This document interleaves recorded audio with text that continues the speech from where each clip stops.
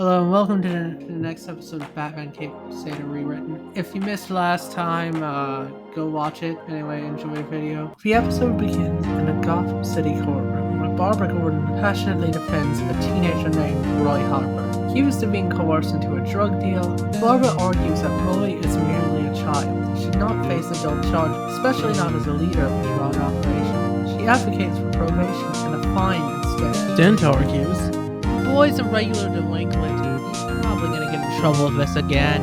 He's a repeat offender. Barbara counters Dent's claims by emphasizing that people are capable of change, that morality exists in shades of gray. Trial concludes through an investigation into Roy Harper's family.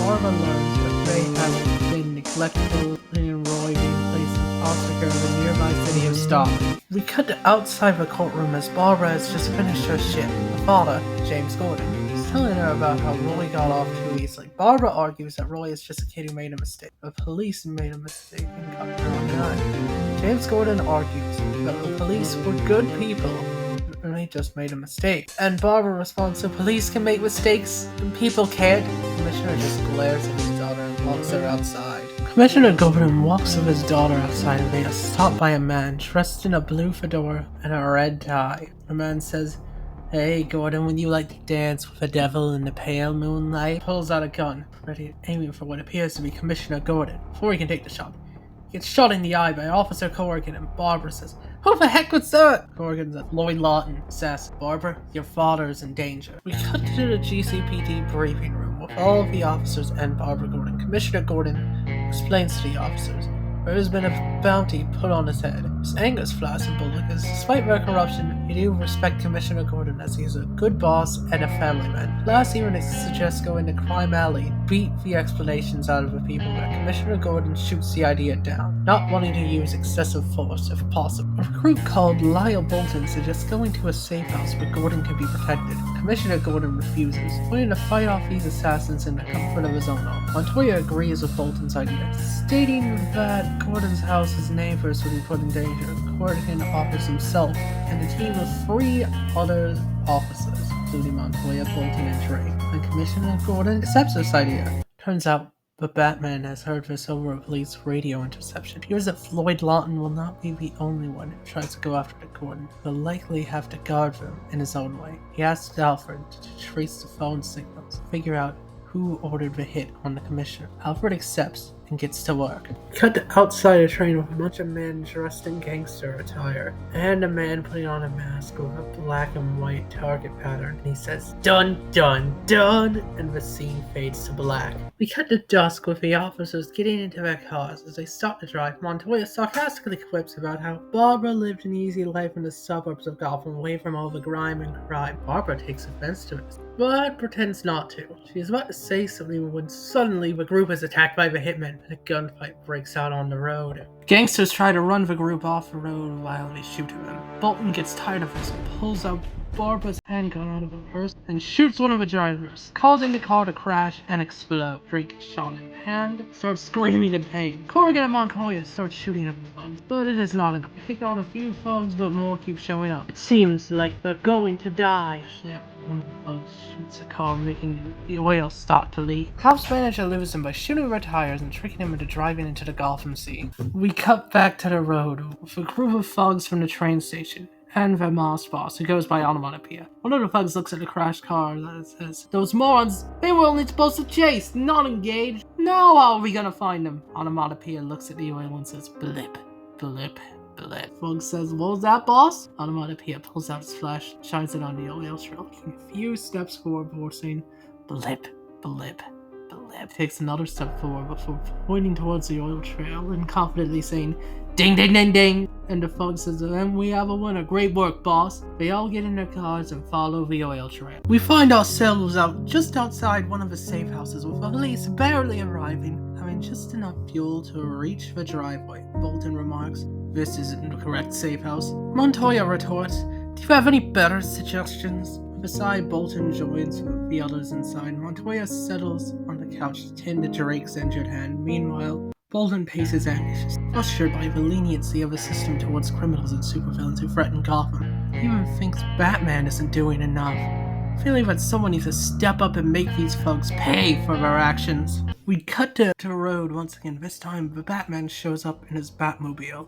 He steps out and notices the oil spill and broken down cars right away. He knows exactly where the GCPD is. He calls Alfred and says, "Pennyworth. How close are you to tracking the call?" "About 50%, sir," Alfred says. Batman nods and gets back in the Batmobile and starts to follow the oil trail. We cut back to the safe room. Barbara is pouring herself a cup of coffee to stay awake and alert during this attack. She hears what sounds like one of the windows breaking. She looks to see where it's coming from, and she sees a man in a black and white mask with a target pattern. Onomatopoeia. This thugs. He points a gloved hand forward, shape of a gun, and says, "Bang!"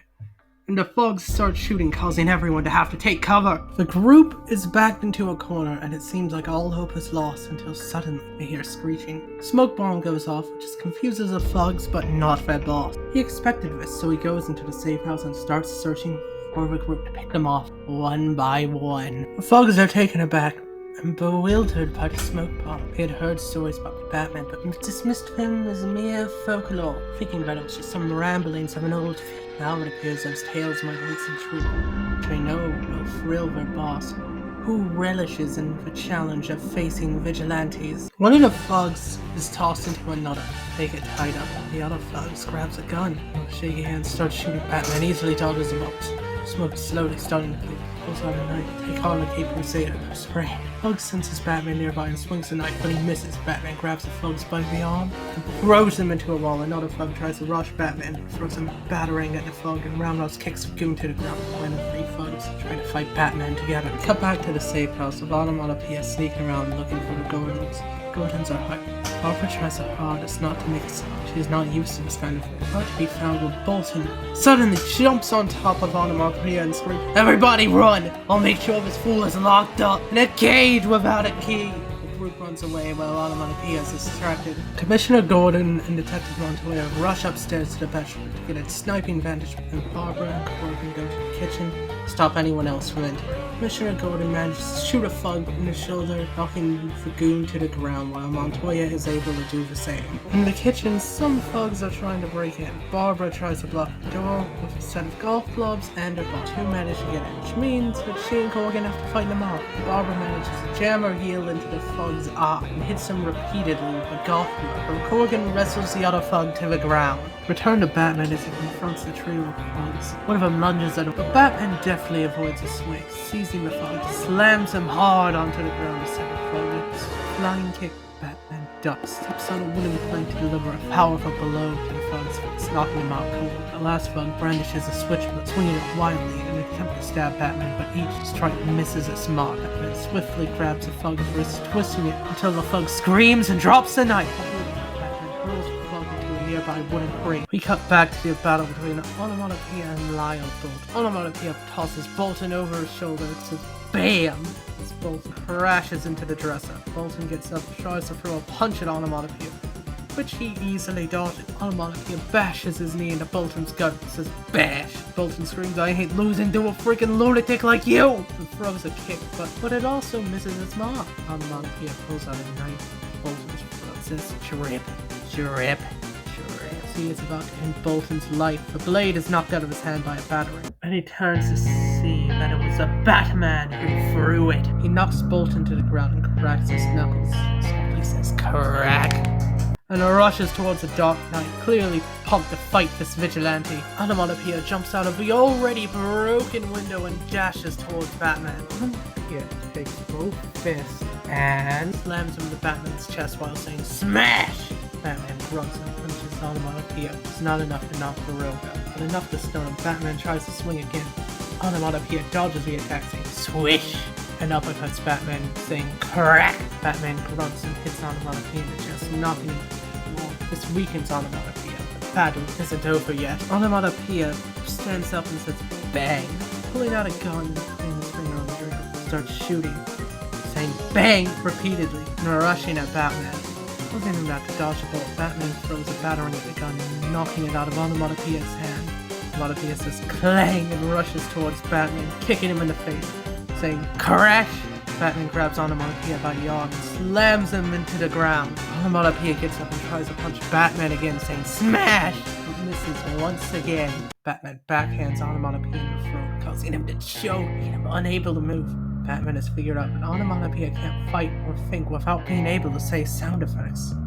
So Batman punches him in the face, knocking him out, and he softly says, "Pow." Batman gets a call from Alfred about how the phone line has been traced, and he knows who called the hit on Gordon. Batman gets into the Batmobile and drives to where the signal is. We cut back to the kitchen with Barbara and Corgan. The two thugs who almost got in are tied up. Barbara sighs in relief. She says, "Great, we're safe now." Corgan chuckles and says, "Oh, I wouldn't be so sure about that, Princess." Pulls out a gun and aims it at Barbara's skull. Barbara says, "You're on the take? Thought my dad was a target." Corgan says, No, my dear. You were the target. Always have." We cut to Blackgate Penitentiary with a man with graying hair and a phone in his hand. He has a smug smile on his face. Sees a long shadow cast over his cage. He says, "How'd you get in here, kid?" Out of the shadow steps Batman. Batman says, I know you called the hit on Miss Gordon." The man panics and grabs a knife and tries to stab the Dark Knight. Dark Knight is way too quick for the foolish man.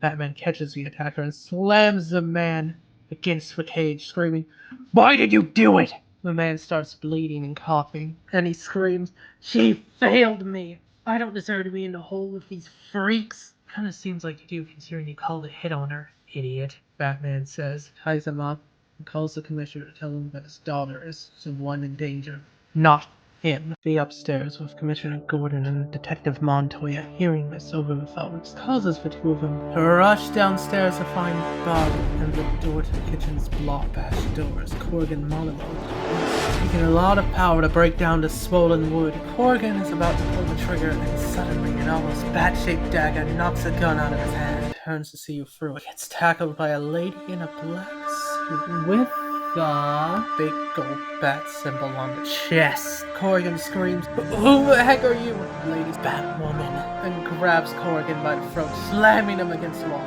Corgan tries to break free, but Batwoman throws Corgan at the table, breaking it. Commission finally manages to break the door down, saying, "Freeze!" We cut outside. All the assassins, including Corgan, being hauled off by the GCPD.